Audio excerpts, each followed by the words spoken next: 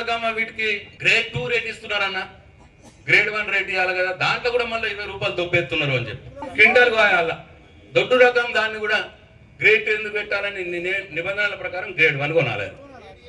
Grade A rate ఇవ్వాలి, దానికి grade B ఇస్తున్నారని.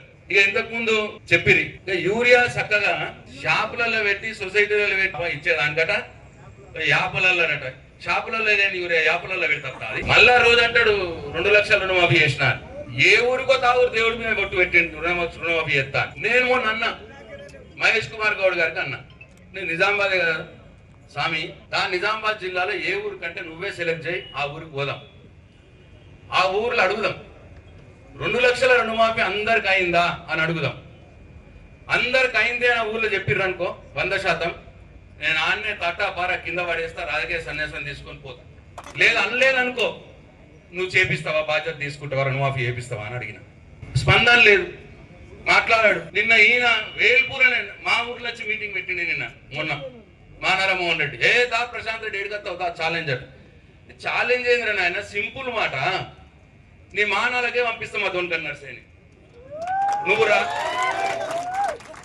ఊరందరినీ కూర్చునే పెట్టు 2 లక్షల రుణమాఫీ మొత్తం అయిందా అని అడుగు. వాళ్ళందరికీ అయింది 100% అయిందన్నారు అనుకో, నేను రాజీనామా పెట్టిపోతా. కాలేదనుకో నువ్వేం చేస్తావు చెప్పు మానారామోహన్ రెడ్డి. నేను వచ్చి నీతో ఛాలెంజ్ ఏం మాట్లాడాలి? ఊర్లో ఒక సంచి లేప శాతగాలే, పట్టకుప్పాలకి ఒక సంచి లేచ శాతగాలే. అందుకోసం బంద్ చేయండి ఇవి ఛాలెంజ్లు వీలెంజ్లు, నాకు ఇష్టం ఉండదు ఇవి. ఇక దానికి మళ్ళా అది ఏడం ఈ ఊరు ఆయన యూరియా కావాలంటే వేరే ఏదో ఊరికి పోయి తెచ్చుకోవాలంట. ఆ యాప్లో ఏ ఊరుకోమంటే ఆ ఊరుకోవాలి. అది మళ్ళీ ఒక్కసారి ఇయ్యదు. నువ్వు 5 ఎకరాలకు నువ్వు 4 సంచులు 20 సంచులు కావాలంటే నువ్వు 4 చొప్పున 5 సార్లు పోవాలి. మోర్తాడైన ఒకసారి షెట్పల్లి పోవాలి, ఒకసారి వేల్పూర్ పోవాలి, కొనుక్కుంటూ గానపేట రావాలి. ఇదేం తుగులకు పని రాబాయి. ఇదంతా కూడా ఏంది, తప్పించుకునే ప్రోగ్రాం. ఎటుబడి రైతులకు కేసీఆర్ ఉన్నప్పుడు అందినటువంటి అన్ని సౌకర్యాలు ఒకటొకటి పోగొట్టాలి. ప్రభుత్వం మీద ఏం భారం పడద్దు. ఇది వీళ్ళు చేస్తున్న పని చేసి చూపెట్టు, పని చేసి ప్రజల మన్ననలు పొందండి, నాకేం అభ్యంతరం లేదు. పని చేయకుండా ఈ ఛాలెంజ్ రిసీవ్లు ఏంటికి, దాంతో ఏమొస్తుంది? వడ్ల కుప్పలు లేస్తాయా? నువ్వు నాకు ఛాలెంజ్ చేసిడితే, నేను నీకు ఛాలెంజ్ చేసి వడ్ల కుప్పలు లేస్తా? పని చేయాలి బాబు. 10 సంవత్సరాలు కేసీఆర్ గారి నాయకత్వంలో రైతులకు సంబంధించినటువంటి అన్ని రంగాల్లో ఎట్లెట్లా ఏందో గంట మాత్రమనే చేయండి.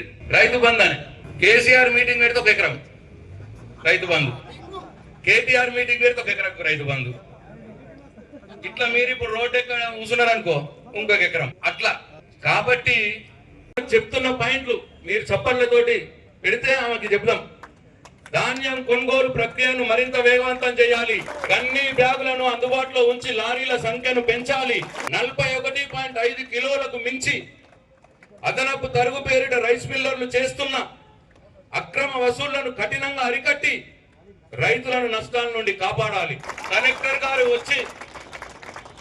గారు వీటికి ఒప్పుకునేంత మట్టుకు మనందరం ఇక్కడే కూర్చోనాలని చెప్పి మీ అందరికి నేను విజ్ఞప్తి చేస్తా ఉన్నా.